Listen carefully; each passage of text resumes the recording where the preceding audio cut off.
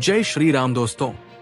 अगर आपके दिल में भी हिंदू राष्ट्र का सपना धड़कता है तो इस वीडियो को तुरंत लाइक करो, कमेंट में पूरे जोश से जय श्री राम लिखो और चैनल को सब्सक्राइब करना तो बिल्कुल मत भूलना, क्योंकि यही हमारी एकजुटता की असली ताकत है। अब बात करते हैं आज की जहर से भी कड़वी लेकिन राष्ट्र के लिए जरूरी डिबेट की। आज की बहस में जलेबी बाई यानी वो नेता जो हर मुद्दे पर मीठे जहर की तरह उलझी बात करती है, ऑपरेशन सिंदूर पर सबूत मांगती नजर आई। गुस्से से तमतमाया चेहरा और बातों में बेबुनियाद आरोप। लेकिन जैसे ही एंकर ने तर्कों की तलवार चलाई और सवालों की बौछार की तो पूरा माहौल बदल गया। एक ऐसा मोड़ आया जब जलेबी बाई गूगल से भी स्लो हो गई जवाब देने में। उनकी बौखलाहट देखने लायक थी।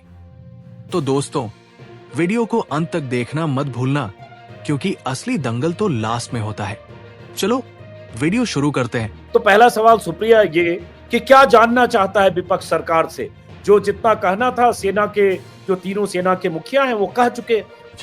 Chief of defence staff general Anil Chauhan ji का जो बयान आया जिसमें उन्होंने ये माना कि हाँ हमें नुकसान हुआ पहले दिन, और उसके बाद हम पीछे हटे, हमने रणनीति बनाई नहीं और हमने फिर पाकिस्तान में काफी अंदर घुसकर अटैक किया उनके एयर बेसिस को। मुझे लगता है ये डिसिप्लिन्ड फोर्स का जो चीफ ऑफ डिफेंस स्टाफ है वही कह सकता है। लेकिन इसमें बहुत सारे सवाल उठते हैं कि हमारा डिसिप्लिन्ड सेना के जो फोर्स है वो इस बात को मान रहा है कि हाँ हमारी भी क्षति हुई। और अजीत जी, ये कोई रॉकेट साइंस नहीं है।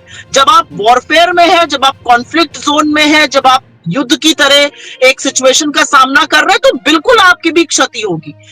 उसी में ये पूछा जा रहा है कि सरकार क्या छिपाने की कोशिश कर रही है, लीपापोती किस बात की जा रही है।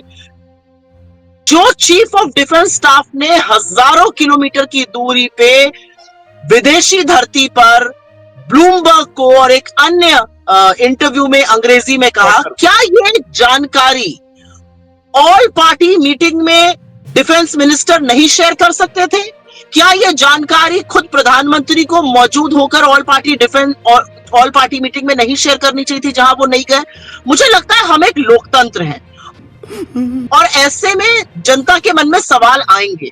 उन सवालों का जवाब हमारे चीफ ऑफ डिफेंस स्टाफ बड़ी कैटेगोरिकली और बड़ी स्पष्टता से दे रहे हैं, लेकिन हमारी सरकार कुछ लीपापूती करती हुई, कुछ छुपाती हुई, अजीब सा व्यवहार करती हुई दिख रही है। कंट्रोल। और उसी से और भी सवाल खड़े होते हैं। दुनिया भर के अखबार कुछ लिख रहे हैं, हमें उससे कोई मतलब नहीं है, लेकिन हमारे चीफ ऑफ डिफेंस स्टाफ जब कुछ कहते हैं और सरकार उसके विपरीत काम करती है तो बहुत सारे सवाल खड़े होंगे। मेरा अपना मानना है कि आप विपक्ष के नेताओं को देशद्रोही कगार दे देते हैं सवाल पूछने पर, लेकिन जब चीफ ऑफ डिफेंस स्टाफ वो कुछ कह रहे हैं उस पर भी बीजेपी के जो 2% के ट्रोल्स हैं वो उनको सबक सिखा रहे हैं कि आप कैसे, कहां, कब बोलिएगा, सीडीएस क्या बोलेंगे, ये अब बीजेपी की ट्रोल आर्मी डिसाइड करेगी। जी नहीं, मुझे लगता है जिस तरह से विक्रम मिस्री की बेटी के पीछे पड़ गए, जिस तरह से अब ये जनरल चौहान के पीछे पड़ गए, ये क्या हो रहा है इस देश में? और मेरा अपना मानना है कि वॉरफेयर में of course there are sensitive details, कोई सेंसिटिव डिटेल्स नहीं मांग रहा है, वो सेना का अधिकार है वो कितना बताए। अरे कहना क्या चाहते हो? ये बताइए सुप्रिया, जैसे मेरे ख्याल से 11 मई को या 12 मई को जब तीनों सेना के जो डीजीएमओ थे उनकी तरफ से जो प्रेस कॉन्फ्रेंस हुई थी तब भी एयर मार्शल भारती ने बताया था, हालांकि उन्होंने ये नहीं बताया जेट गिरे या नहीं गिरे, लेकिन जो उनके जवाब थे उससे उस समय भी यही लगा कि हमारे सारे पायलट सुरक्षित आ गए और हमने टारगेट अचीव किया, लेकिन उससे बिटवीन द लाइंस था। और अब तो सीडीएस का जो स्टेटमेंट है स्क्रीन पर हम जो उन्होंने ब्लूमबर्ग को इंटरव्यू में कहा वो भी बता रहे हैं। अभी मजा आएगा ना भिड़ो। जितना लगा उन्होंने टेक्निकल डिटेल के हिसाब से जितना जरूरी लगा वो बता दिया। अजीत जी, हम पाकिस्तान की तरह एक आतंकी मुल्क नहीं है, हम एक जीता जागता बहुत प्रबल लोकतंत्र है और लोकतंत्र में जनता को जानने का हक है कि हमारे आर्म फोर्सेस ने क्या एक्शन किया था, उसमें क्या क्षति हुई और हमने क्या अचीव किया। हमने बहुत कुछ अचीव किया, हमने तमाम टेरर कैंप्स डिस्ट्रॉय किए, हमने पाकिस्तान को अंदर घुस के सबक सिखाया। हमारी जो क्षति हुई अगर वो पता चलेगा इससे क्रेडिबिलिटी आएगी, और ये पहली बार नहीं कर रही है चुनी हुई सरकार। 1962 में युद्ध के दौरान संसद का सत्र बुलाया गया था। आपको याद होगा 2008 में 26/11 के बाद मुंबई में डॉक्टर मनमोहन सिंह जी ने सत्र बुलाया, अडवाणी जी वहां पर 42 मिनट बोले थे। तो दिखता है कि सरकार सबको एक साथ लेकर विश्वास में लेकर चलने को तैयार है। जब सरकार लुका छिपी खेलती है तो संदेह पैदा करती है, और यह संदेह सिर्फ देश के लिए नहीं, ये सेना के लिए हानिकारक है। सेना के जाबाज ऑफिसर्स गए और अगर कोई क्षति हुई तो कोई बात नहीं, उन्होंने अपनी जान की बाजी लगाकर पाकिस्तान को लेसन पढ़ाया। जब आप उसको छिपाने की, उस पर लीपापोती की कोशिश करते हैं तो कहीं पर आप सेना को भी बैकफुट पे करने की कोशिश कर रहे हैं। और हमारी सेना बहुत जाबाज है, उनके साथ ऐसा बिल्कुल मत करिए। कहां से आते हैं? अब एक काउंटर सवाल है, आपने कहा कि जरूरी है कि सच सामने आए, तो क्या सच चाहते हो आप? क्या चाहते हो कि ऑल पार्टी मीटिंग बुलाएं या पार्लियामेंट का विशेष सत्र बुलाएं और उसमें 16 घंटे 20 घंटे दोनों तरफ से अपने भाषण हो और सरकार ये बताए कि कितना जेट लॉस हुआ और क्या हुआ? क्या चाहते हो आप?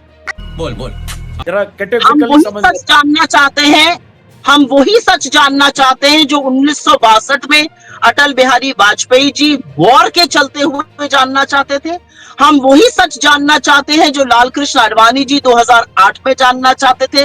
हम सिर्फ वो सच जानना चाहते हैं जो इस देश को जानने का हक है। देखिए, सवाल उठाने वालों को देशद्रोही कह देना ये इस देश की तरबियत नहीं है।